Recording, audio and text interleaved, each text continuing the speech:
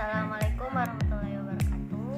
Perkenalkan, nama saya Widya Ramasabitri dengan 21053198. Saya di sini ditugaskan untuk membuat pra-UAS pengantar manajemen dengan dosen pengampu Bu Nita Sofia, SPD IPDE. Definisi pengendalian.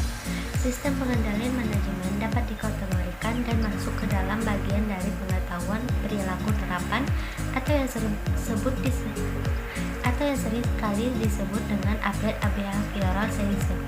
Hal ini memiliki arti sistem pengendalian manajemen sebagai sistem yang berisikan berbagai tuntutan bagaimana menjalankan serta mengendalikan sebuah perusahaan maupun organisasi yang baik berdasarkan berbagai asumsi yang ada. Adapun definisi menurut para ahli. Yang pertama, menurut Earl Strong, controlling is the process of regulating the various factors in an enterprise according to the requirement of its plan. Yang artinya, pengendalian adalah proses pengaturan berbagai faktor dalam suatu perusahaan agar pelaksanaan sesuai dengan ketetapan dalam rencana.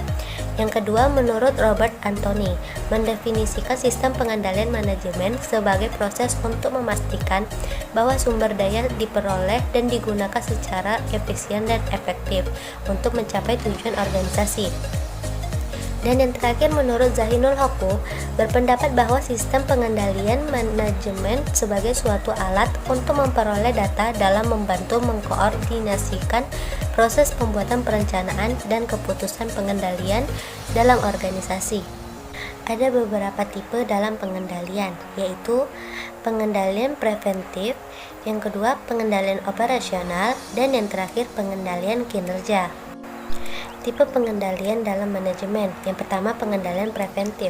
Pengendalian ini yang berkaitan dengan perumusan strategi dan perencanaan strategi yang dijelaskan dalam bentuk suatu program-program tertentu. Yang kedua, pengendalian operasional. Pengendalian yang berkaitan dengan pengawasan pada pelaksanaan program yang telah ditetapkan melalui sebuah anggaran. Anggaran tersebut difungsikan penghubung antara perencanaan dengan pengendalian. Dan yang terakhir yaitu pengendalian kinerja.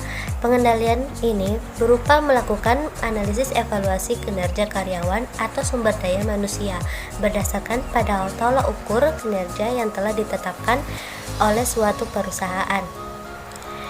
Dalam sistem pengendalian, manajemen terdapat 4 tahapan yang berkaitan antara satu tahapan dengan tahapan yang lainnya, yaitu pertama, pemrograman, yang merupakan proses penyusunan sebagai program yang akan digunakan sebuah perusahaan maupun organisasi dalam menghitung estimasi seberapa besar sumber daya yang perusahaan tersebut butuhkan.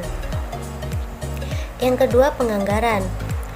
Proses perencanaan serta pengendalian manajemen yang dinyatakan dalam satuan keuangan tertentu yang nantinya akan digunakan oleh sebuah perusahaan untuk periode waktu tertentu.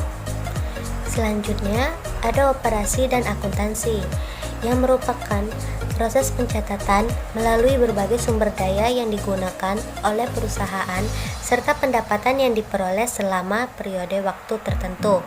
Dalam tahap operasi dan akuntansi ini, catatan tersebut akan dikategorikan menyesuaikan dengan berbagai program yang sudah ditetapkan di pusat tanggung jawab. Dan yang terakhir yaitu laporan dan analisis, yang merupakan pemilihan sebuah strategi yang tepat untuk ditinjau ulang. Dalam tahap ini juga terdapat berbagai kebijakan yang dilakukan oleh perusahaan seperti menghapus, mengubah, menambah program yang ada, serta menjadi bahan pertimbangan bagi perusahaan untuk mengubah anggarannya di kemudian hari. Selanjutnya, ada metode dalam melakukan pengendalian, yaitu pengendalian pratindakan. Suatu tindakan yang bisa diambil dari sumber daya manusia, bahan, dan keuangan diseleksi, serta tersedia dalam jenis, jumlah, dan mutu yang tepat.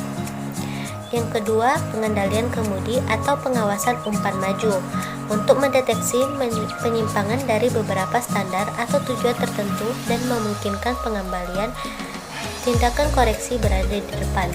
Pengendalian ini akan memiliki tingkat efektivitas yang tinggi jika Kidayah dapat memperoleh informasi yang akurat pada waktu yang tepat. Selanjutnya, ada pengendalian secara screening atau pengendalian ya atau tidak. Metode ini fungsional bila prosedur dan syarat-syarat tertentu disepakati sebelum melakukan kegiatan. Dan yang terakhir, adanya pengendalian purna karya. Metode pengendalian ini digunakan untuk melihat adanya penyimpangan arah dan tujuan perusahaan setelah kegiatan selesai. Pengendalian ini hampir mirip dengan evaluasi yang waktu pelaksanaannya ditetapkan.